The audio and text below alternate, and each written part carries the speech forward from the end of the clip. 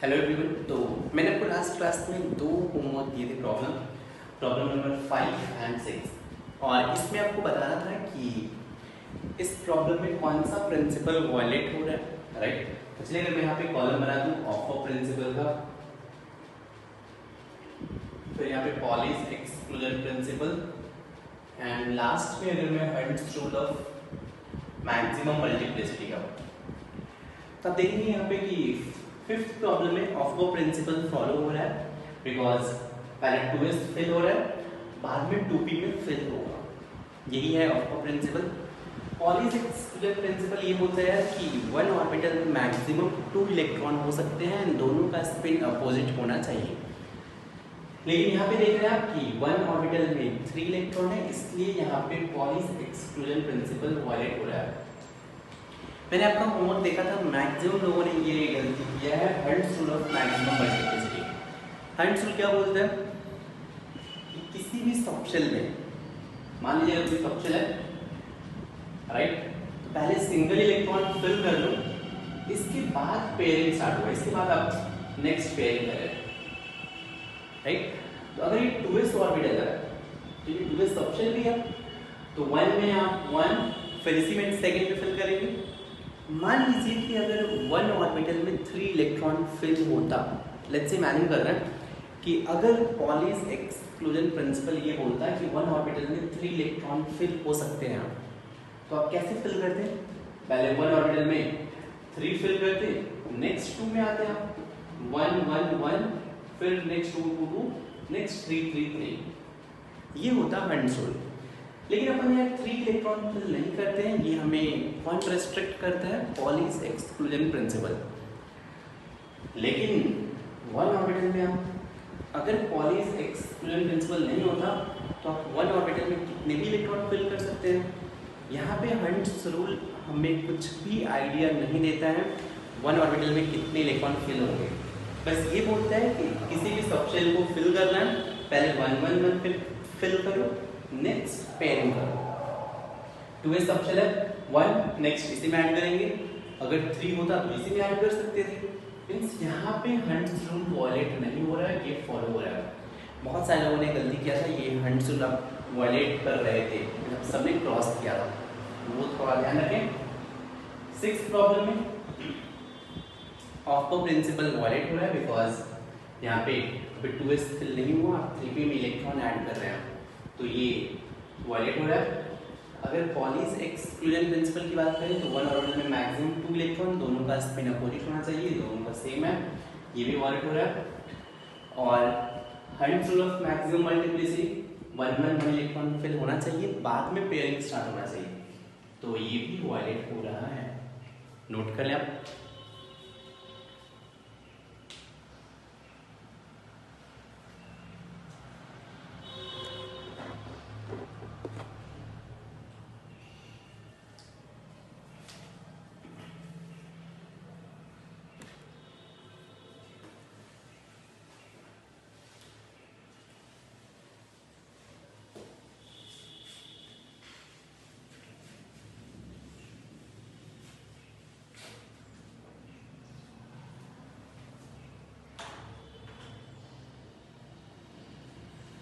चलिए फिर अब नेक्स्ट मॉडल पे आ रहे हैं। अपन ने स्टार्टिंग से देखा था, थॉमसन मॉडल पढ़ा, फिर रदरफोर्ड मॉडल पढ़ा, फिर बोर्स मॉडल पढ़ा, लेकिन अभी जो मार्केट में लेटेस्ट मॉडल है इसको बोलते हैं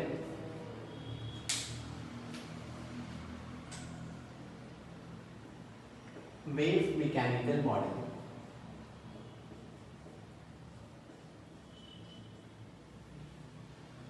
तो चलिए हेडिंग लीजिए, wave mechanical model.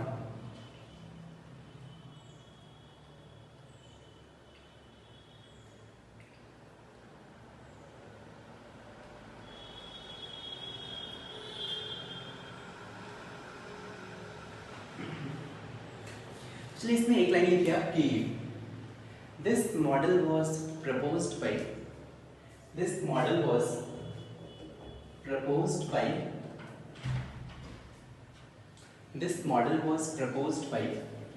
Schrödinger means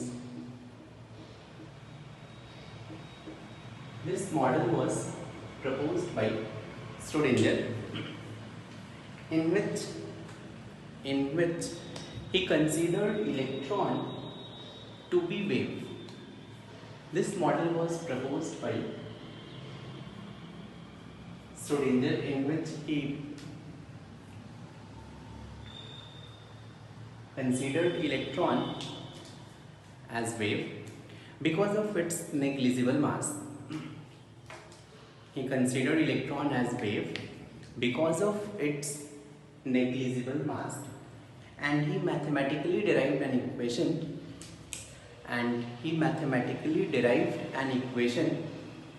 known as Schrodinger wave equation.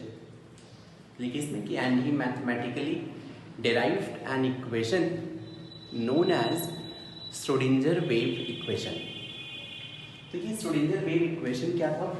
चलिए अपन ये इक्वेशन लिखते हैं. मैं बहुत ही सिंपल सा फॉर्म लिखता हूँ जो अपने सिलेबस में है. D square psi upon D x square. ये जो मैं बोल रहा हूँ इसको अपन साई बोलते हैं, पी एस आई लिखते हैं. जैसे अल्फा बीटा गामा होता है वैसे इसको साई बोलते हैं. ठीक है. तो D square psi upon D x square plus D square psi upon D Y square plus D square psi upon D Z square plus 8 pi square M upon H square E minus V times psi equals to 0. ये फिर से मैंने बहुत ही simplified form लिखा है Schrodinger wave equation का. ये जो साई है इसको बोलते हैं वेव फंक्शन. राइट. या फिर आप बहुत ही सिंपल लैंग्वेज में इसको बोल सकते हैं एम्पलीट्यूड ऑफ इलेक्ट्रॉन वेव. बाकी आपको एक्स वाई जेड तो समझ में आ रहा होगा. M is mass of electron और E is total energy and V is potential energy. ठीक. जल्दी से अभी एक्सप्रेशन नोट करेंगे. श्रोडिंगर वेव इक्वेशन है D square psi upon D x square plus D square psi upon D Y square plus D square psi upon D Z square plus 8 pi square M upon H square E minus V times psi equals to 0. फिर से बोल रहा हूँ अपन जितना syllabus में होगा अभी market में एकदम लेटेस्ट मॉडल है.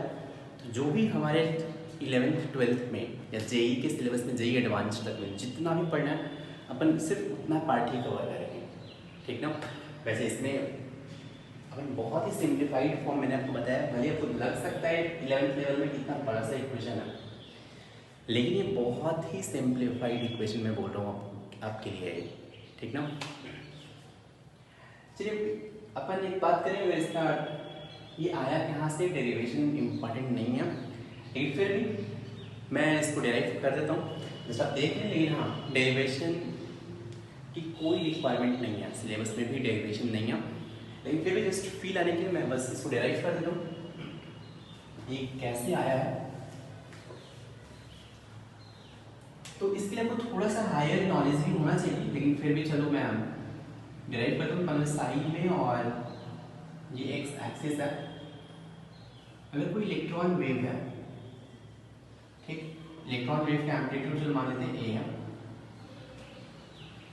ठीक. और तो अगर ऐसा कोई वेव है तो इस वेव का इक्वेशन अगर एम्पलीट्यूड ए है तो लिखते हैं equation psi equals to A times, और मान लो इसका वेवलेंथ लैम्डा है तो इक्वेशन है a sin 2 pi upon lambda times x. ये इस वेव का इक्वेशन होता है. ये आप पढ़ोगे फिजिक्स में, फिजिक्स में चैप्टर के वेव, तो वहाँ पे आप पढ़ने वाले हो. लेकिन अभी के जस्ट मान लेते हैं कि अगर इसका एम्पलीट्यूड a है, वेवलेंथ लैम्डा है इस इलेक्ट्रॉन वेव का, तो psi equals to a times psi 2 pi upon lambda x, ये बोल सकते हो. और अच्छा एक चीज, साई को मैंने शायद वहाँ पे एम्पलीट्यूड ऑफ इलेक्ट्रॉन वेव लिखा था, नहीं वो आप करेक्ट कर रहे हैं, एम्पलीट्यूड ऑफ इलेक्ट्रॉन वेव नहीं है, एम्पलीट्यूड ऑफ इलेक्ट्रॉन वेव ए होता है। तो Sai is just wave function, ठीक ना। एम्पलीट्यूड ऑफ इलेक्ट्रॉन वेव वो कट कर देना सब लोग, ठीक है। मतलब एम्पलीट्यूड ऑफ इलेक्ट्रॉन वेव, अगर ये इलेक्ट्रॉन वेव है तो इसके एम्पलीट्यूड को ए बोलते हैं, साई बोलते हैं, ठीक है। अगर आप इस एक्सप्रेशन को डिफरेंशिएट करोगे एक्स के रिस्पेक्ट में, D Sai upon D x, मैं ये मान के चल रहा हूँ कि आप लोगों को डिफरेंशिएशन आता है, तो ए कॉन्स्टेंट है, साइन एक्स का डिफरेंशिएशन कॉस एक्स होता है, तो पहले आप इसके रिस्पेक्ट में डिफरेंशिएट करें, ये हो जाएगा cos 2 pi upon lambda x, और इसको आप एक्स से डिफरेंशिएट कर रहे हैं तो ये बन जाएगा 2 पाई अपॉन लैम्डा, ये हो गया साई बाई डी एक्स। इसको डबल डिफरेंशिएट कर दें, अगर आप इसको डबल डिफरेंशिएट करें तो मैं ये पार्ट इरेज कर देता हूँ। अगर मैं इसको एक बार फिर से डिफरेंशिएट करूँगा तो डबल डिफरेंशियल लिखे D square psi upon D x square, तो ये हो जाएगा, देखो 2 पाई बाई लैम्डा ये तो रहेगा कांस्टेंट है, cos 2 pi upon lambda X का differentiation minus sine 2 pi by lambda X हो जाएगा, और फिर आपको 2 पाई बाई लैम्डा एक्स को फिर से डिफरेंशिएट करना पड़ेगा, ये हो जाएगा minus a sine 2 pi upon lambda x into 2 pi by lambda पहले से पढ़ा था, और फिर से आप 2 पाई बाई लैम्डा एक्स को डिफरेंशिएट करोगे तो 2 pi by lambda x square हो जाएगा। और आपको पता है a sine 2 pi by x को अपन साई बोलते हैं, मैं लिख सकता हूँ यहाँ से कि d square psi upon D x square, a sine 2 pi by lambda x की जगह पे आप साई लिख दें, मैं लिख सकता हूँ minus 4 pi square upon lambda square psi, ये अपन लिख सकते हैं। फिर आपको पता है lambda equal to H by m भी होते हैं, चलिए अपन एक काम करते हैं, लिख सकता हूँ d square psi upon D x square, इस टर्म को मैं लेफ्ट साइड में है तो प्लस 4 पाई स्क्वायर और लैम्डा की जगह पे एच बाई एम भी, तो h square M square v square, ये लेकिन ये वेलोसिटी सिंस एक्स एक्सिस में है तो एक्स डायरेक्शन में, तो मैं इसको वी एक्स लिख देता हूँ, m square v x square psi equal to 0। फिर से मैं थोड़ा सा डिफरेंस, ये जो डेरिवेशन है उसको थोड़ा शॉर्ट करने का ट्राई कर रहा हूँ, इसलिए मैं कुछ स्टेप्स जस्ट ऐसे लिख देता हूँ, ट्राई करना समझने का।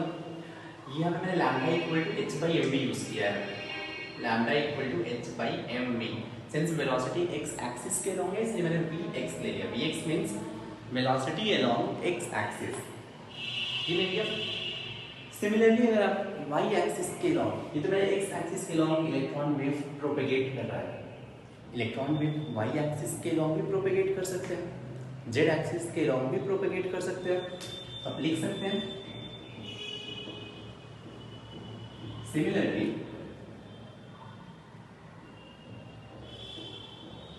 क्या हो जाएगा, अगर मैं D square psi upon D Y square लिखूँ तो ये हो जाएगा 4 pi square M square V Y square upon H square psi equal to 0।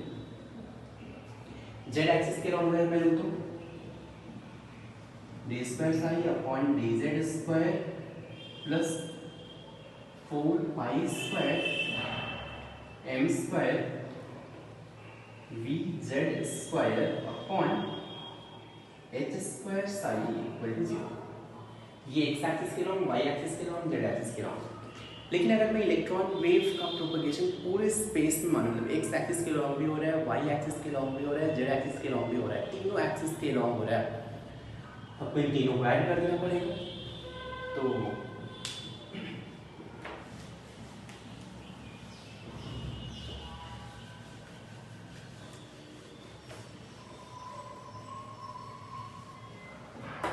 मैं यहाँ पे लिख सकता हूँ कंसिडरिंग इलेक्ट्रॉन वेव